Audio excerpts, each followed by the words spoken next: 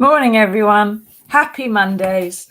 Welcome to the news agenda with me, Fleet Street Fox. And welcome too, because today I am joined for the first time by the Mirror's political correspondent, Aletha Adu. Morning, Aletha. Morning, Susie. How are you doing? I'm fine, thank you. Well, everyone be gentle with her because it's her first time. Now, we're going to take you through the biggest stories of the day. We want you to dig into the comments, ask us your questions. This is the People's Paper Review. We can't answer them all, but we will answer the best ones. So what have we got today? Well, the Mirror has splashed on tributes to Girls Aloud star Sarah Harding, who died at the weekend, far too young, at just 39. More interesting in that to me is all those who are not in there saying that they're sorry about her going. But inside is a new interview with Labour leader Sir Keir Starmer, which again is remarkable for what's not said. So as you can see in some of the boxes on that spread, he says, Afghanistan bad, £20 universal credit uplift good, raising national insurance for social care bad. But Aletha, I've read this quite carefully this morning, and he doesn't say anywhere in here what Labour would do differently. And he's starting to get asked this sort of thing a lot, isn't he? Yes, I mean, it was very clear during the coronavirus period, especially when the vaccine rollout was, taking place, and he wouldn't essentially suggest how he would do things differently. And we are fast approaching the conference in a few weeks' time. I mean, he's got a lot to pull out of the bag in his speech because, as you say, there is not much in this spread. I mean, he's talking about how he's going to make the Labour Party, a more people-focused party. But again, how is he going to do that after such, difficult by-elections a few months ago, losing key seats? You would think that maybe he had a more focused plan, particularly on, people that are swinging to the right, poorer people, swinging to the Tory party, but we haven't, heard anything just yet. Also on universal credit, he's saying that he's planning on saving the £20 uplift, but exactly, again, how? He said, in the paper on a number of occasions they've been intending to make this cut because of a wall of opposition, and he believes that Tory knows in their heart of hearts that this is wrong. I mean, is that really what people need to be hearing a few weeks before they're setting out their manifestos? No is the answer. Yeah, it's all a bit. It's very wishy-washy because some of the quotes in here, some of the pieces that our colleague Pippa's written, here, the Labour leader stopped short of promising to reverse the universal credit cut. People don't trust Boris, says Keir. People want us to make a case for government. The pensions triple lock must stay, but it's got to be delayed. There's not a lot of meat on that, really. It's very wishy-washy. And right at the bottom of the main story on the right-hand side, it says the Labour leader did not rule out an increase to capital gains tax to pay for some of this stuff, but said no decision would be reached until the party drew up its manifesto. Well, when's that going to be, Aletha? Yes, I mean, we can expect that in the next few weeks when we do go to Labour's conference. But again, it will be surprising to see what he does pull out of the bag based on, these claims. This is quite a big story from Pippa. It's the first time he's really trying to lay out his plans ahead of the new term. Parliament is back today, and still there is, again, as we said, not much substance. I mean, we can look at another row that's been brewing over the summer. Kids looking at, possibly getting the jab, children from 12 to 15 years old. We had, Naheem Sadhawi yesterday, the vaccines minister, saying that, children as young as 12 will be able to, go against their parents and get the jab if they want to, even if their parents said no. The Labour leader, Mr. Starmer, has not said much on that. He said he's obviously in favour of everybody having the vaccine, and, that's his views to hopefully curb the virus. But again, how he would do that, how he would, allow 12-year-olds to have such independence. We haven't really heard anything yet. Exactly. We'll have to wait and see. Now, I think it was Valerie said just there, she doesn't mind paying more national insurance, but she wants to see where the money would go. And part of the problem with this is that people do want to pay a bit extra for social care. All the surveys and polls say it's so. But national insurance is paid by people earning as little as £9,000 a year. So, there are other suggestions about taxing corporations more, taxing, we are right, yes, Valerie, taxing corporations more, taxing dividends more, raising income tax. There are a lot of Tories who want more broader tax rises for the wealthier rather than just national insurance. I mean, national insurance was supposed to be what we was funding the NHS with, and that was sort of thrown out the window a long time ago. And it's paid by people now who are not the wealthiest. So although Boris Johnson could stand to win some points for fixing social care, he's not necessarily going to be able to do that by raising national insurance, is he? Do you know what, Suva? I don't know if he will even score some points for trying to, fix social care. It's been 2 years too late. We've been hearing about this grand scheme that he's had. I mean, when he came into office, he stood outside the steps of Downing Street saying that he had this master plan. People have been waiting. We've gone through, a massive pandemic, and we still have heard nothing. It's only now he decided to even delay this proposal on taxes, national insurance taxes. He decided to push it back till after summer because he's just really not sure. And this is just classic Boris, just afraid of making decisions, when they're needed most. We've had the likes of even, Sir John Major coming out for, woodworks and saying that this is crazy. We need to not do this. We've had the former health secretary, Jeremy Hunt, saying that, we should be using income tax instead of national insurance. Many Tories are, said to be objecting this, but whether they will come out and really, put their votes where their mouth is, we will see. Exactly. Jackie says, can't we sort it with a 350 million a week we were getting for the NHS from Brexit? Because the NHS isn't getting it, so where's it going? But that 350 million was never going to the EU, Jackie. That was the headline figure for the EU, but we got a third back with the rebate. So we never had that cash spare anyway. It never existed. It was always theoretical. And he's got to spend an awful lot of other stuff fixing the mess of Brexit. Anne says, tax all the rich who've got overseas accounts to avoid paying us here in the UK. Unfortunately, Anne, that's why they've got an overseas account, so we can't tax them. If we were going to tax overseas accounts, then we could tax anyone on the planet. And we're only really allowed to tax people who are banking in Britain. That's kind of the difficulty with taxing other people. But she's got a point, Aletha, with all the companies that shuffle their funds offshore for things. There should surely be ways, you'd have thought, of closing some of the loopholes to keep more income within the UK so that it can be taxed properly. Maybe that's something I was looking at. Yeah, I think that is slightly more tricky. I think many PMs have struggled to really nail down on corporation tax. I mean, just before recess, we had some plans of, curbing on that and trying to follow suit with, the likes of the US. But again, we're yet to hear on anything to do with that because they're still struggling to figure out what they prioritize here in the UK. Yeah, exactly. We can't keep looking over to our neighbours if we can't, figure out some plans for ourselves, really. Yeah, Sheena wants the tax loopholes closed for the wealthy and take assets from big tax avoiders. But the risk for that is the tax avoiders take the jobs out of the country as well. And we do get some taxes from the jobs. So there are some benefits from that. But from Keir Starmer's point of view, there is no point in going too early with your policies or your pledges because the other side's going to nick them. Or they're going to spend 2 years smashing them to pieces. So I can understand why he wants to play his cards close to his chest until it's time and all the rest of it. But there's a lot of suggestion, really, that Boris might abandon the Fixed Term Parliament Act, call a snap election, suddenly put Keir Starmer and the Labour Party on the back foot. We need to go now, kind of thing. You've got 6 weeks. How could he possibly turn his party's fortunes around in just 6 weeks? Because he couldn't, could he? It would be incredibly difficult. I'm all for Keir Starmer obviously winning this election, but we saw in by-elections, we heard from people across the country, some people saying they haven't even heard of him, which is, very difficult. He did try his best to really put himself out there personally, but, we've got two factors here. We don't know who he is and what he personally stands for, and also what his party, what his vision of the Labour Party stands for. It's going to be quite difficult to really, turn that around. Yeah. Now, Tina says, I totally agree with keeping the £20 universal credit uplift, but my partner's full-time working and struggling with full rent and tax. As you know, more than 60% of universal credit claimants are working. If I was to work too, I'd have to pay £200 a week for before and after school clubs. So it's pointless with both of us working.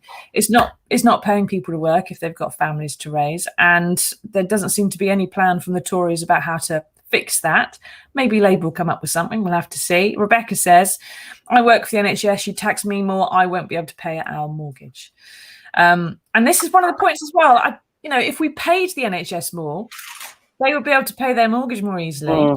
And we would get more back in tax. If you pay public sector more, the government, you just get loads of that back. It's like the rebate from the EU. It's a great idea, but they don't want to. And, they've even seen, pay freezes and pay cuts recently, which is just outrageous, especially after the year and a half that they've, put the work in, and they've, really saved the country. They saved all of our lives, including Boris's. And still, it's just disheartening to see comments like Rebecca's. It's terrible. Exactly, and just can't manage. And David says, if the Tories nick Labour policies, it's good for the people, but not for Labour. If they nick it, and if they nick it properly, I don't know about you, Aletha, but whenever I've seen one party nick the other party's policies, they never improve on it. They never nick it word for word. They always nick the idea or the tagline or the sales pitch and then make it worse. This is essentially what Boris's whole social care plan is. It's a nick plan, and it's been invisible. Nobody has seen any sign of it. He doesn't know really what he's doing with it. Nobody knows, and it might be a shambles this week. So, as you say, nick ideas, it's not the way to go. I think the chances are Boris being asked any questions about it, he's going to go, I don't know, because he doesn't know the answer to most things. And I keep asking us your questions. What do you think about the planned rise in national insurance? Are you happy to pay it? Would you rather see, as Andy Burnham has suggested this morning, again for the umpty-seventh time, a national care service doing it properly, like the NHS, do it big, do it bold, do it proper. None of this cap on care prices, none of this sell your house after you're dead thing, because also the cap on care disproportionately affects the north and the west and places where house prices are lower. You lose far more of your estate that way than if you do in the wealthy south, where you're going to be better off. Now, Dan says, my wife died from cancer in March. I'm sorry to hear that, Dan. I'm not allowed bereavement allowance, and I've been left with 4 young boys to bring up on my own. I'm now having to sell my house. No help at all for us. I don't know why you haven't been allowed bereavement allowance, Dan, but that's dreadful news, and I'm very sorry to hear it. I do hope that you do manage to sell the house and get enough out of it that you can build your family back together and start again. Really sorry to hear that you're going to have to do that. But there's a lot of people, Aletha, in different situations in the country. There's wealthy, there's happy, there's full families, there's people like Dan, there are people like the commenter early on who had was working for the NHS and was finding it really difficult, people on universal credit who are working still. And Keir's got to appeal to all of those people and say he can fix their problems. He's got to pin the problems on the Tories, and then he's got to pin himself on the solution somehow. Yes, exactly. So what's going to happen at the conference later this month that is going to achieve that? I mean, I'm going to predict that we'll see slightly wishy-washy attacks on Boris Johnson and some policies that they'll be laying out, particularly this social care plan. But again, there will be not much appeal to how he will be speaking for people like Dan, speaking for people who are struggling to make ends meet, people who have seen their pays, just dramatically reduced over the last few weeks. People that are struggling, with illnesses, whether it's COVID, struggling to get back on their health waiting lists whilst managing work. People who are being forced to go back to work and they don't have the option of, flexi work, because of childcare.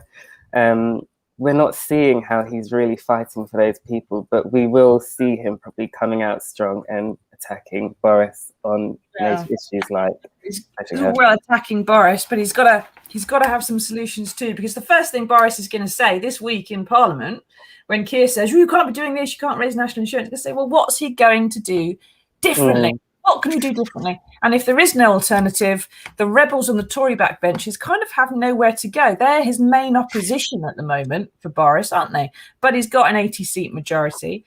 Is there enough of them, do you think, since we're relying on them now, is there enough of this backbench opposition within the Tory party to actually make him stop and rethink this plan? I think there is, but it really depends on, whether they're going to stick together, especially after this, shambolic handling of, evacuating people from Afghanistan. Maybe they're going to try and put on a united front this term and just, put their differences aside just until probably Conservative conference is early next month, or if they will be bold enough to just, speak up and say what they are feeling. We've heard from a number of Tory sources, even in our colleague Cooper's story, saying that this is, ridiculous. They really do need to change, at least switch it to income tax. But it really depends on what the Tories are going to go after. Are they going to unite together is the question. Yeah, and it's also worth bearing in mind that if you raise national insurance to pay, as I think this is supposed to do, for social care and to fix the NHS waiting list problem, firstly, that doesn't buy doctors. They take years to train to fix the NHS waiting list problem. And secondly, once you have fixed the waiting list problem, do you then reduce national insurance again? I'm going to say no. I think they would leave it where it is. But anyway, keep asking us your questions. Are you happy with the way the Labour Party is handling things? What do you think Keir should be suggesting? What would you like to see at the Labour conference later this month? What kind of policies do you want on the table? Let us know.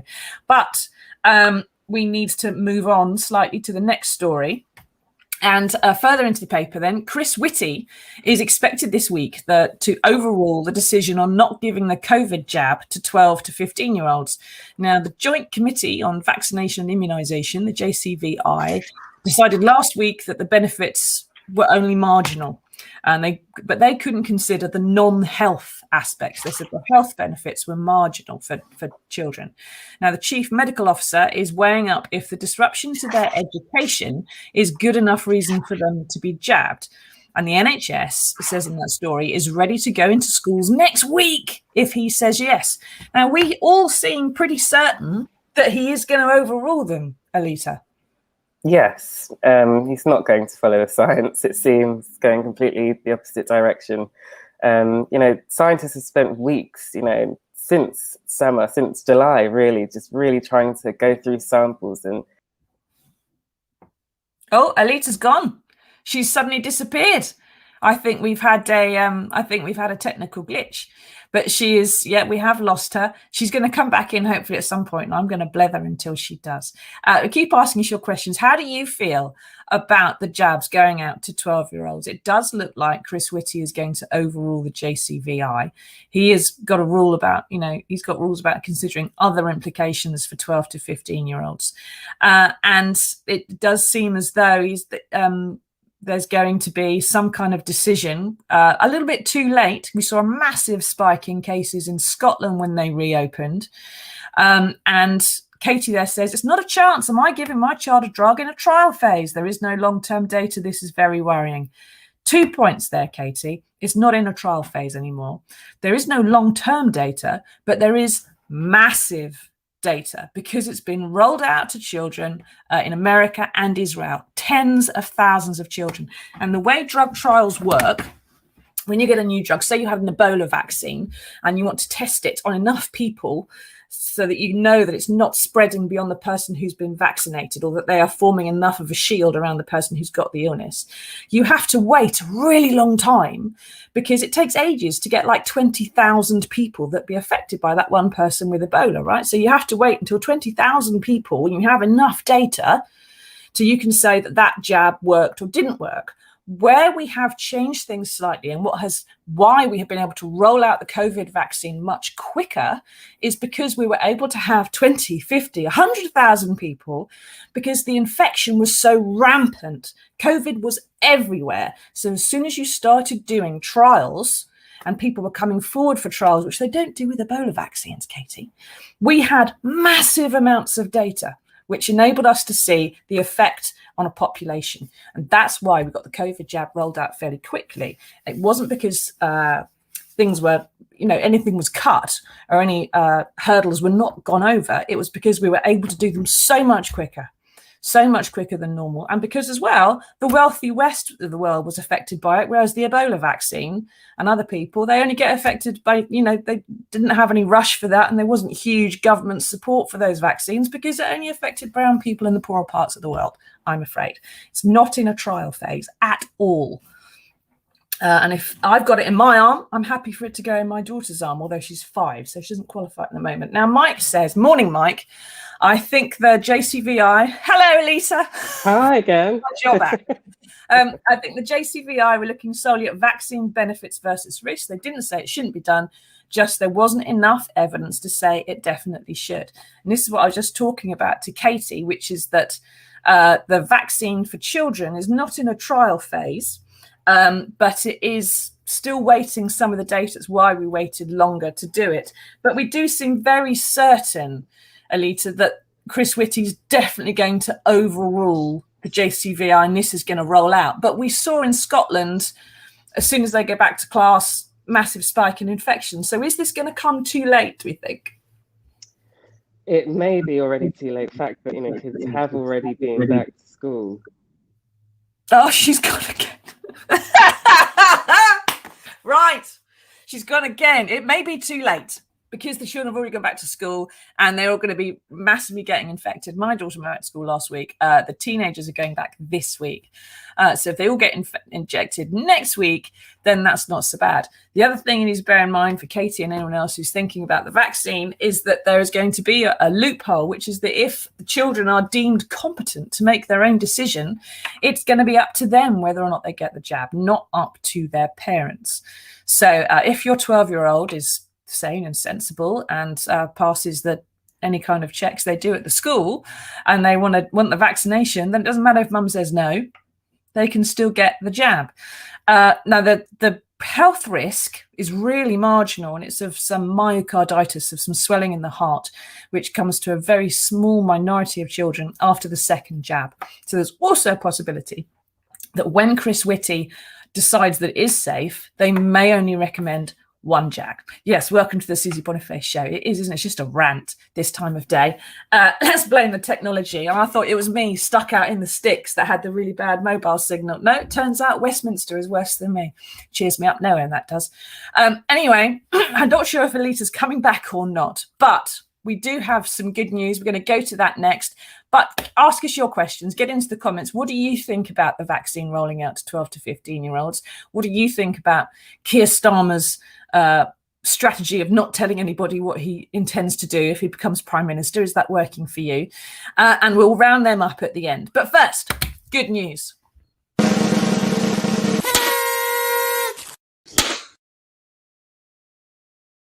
The good news would be that Aletha was coming back. But here we are. Now, doggone, we've got to go bark to work. Someone's subs had great fun there, and they've even got the best kind of dog in the picture. They've got a collie like what I've got.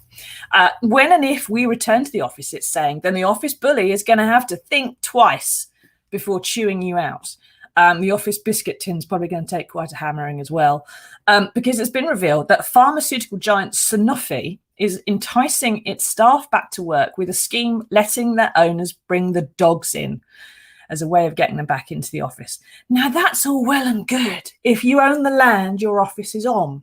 Unfortunately, the Mirror building, which is the Canary Wharf pointy flashy tower on the Isle of Dogs, is on an estate owned by a different company. And there are loads of different companies in the office block, and you're not allowed a dog anywhere on that estate. So the Mirror could say, bring your dogs to work, but you won't get it past the security guard on the way in, unfortunately, which annoys me, but probably pleases my dog no end, because he doesn't really want to spend any of his time on the 22nd floor of a skyscraper. And I think what we're going to see here is if it does happen and come about, people will end up demanding the right to bring their budgies, their goldfish, worst of all, cats. Or can you imagine someone insisting on the right to bring in their security support tarantula to the office? No, thank you very much. Thank you very much, everyone, for taking part. Those of you who asked your comments and questions. we are going to cut now. I don't think we're ever going to get Aletha back. Hopefully, when she comes back next time, she will hang about for longer. Someone's obviously taken the plug out of the Mirror internet connection in Westminster. Thank you, everyone, for taking part. Thank you, Keir, for giving us something to discuss. Thank you, anti-vaxxers, who are playing in the comments and who I am absolutely not going to deal with because you're lunatics. I've got my jab. Get your jab. Make sure your children are jabbed. We'll all get out of this sooner rather than later, hopefully. Thanks very much, everyone, for persevering with us. And there's Aletha. I'm just rounding up. Hey, bye. Bye-bye, Aletha. Bye, guys. Bye, everyone.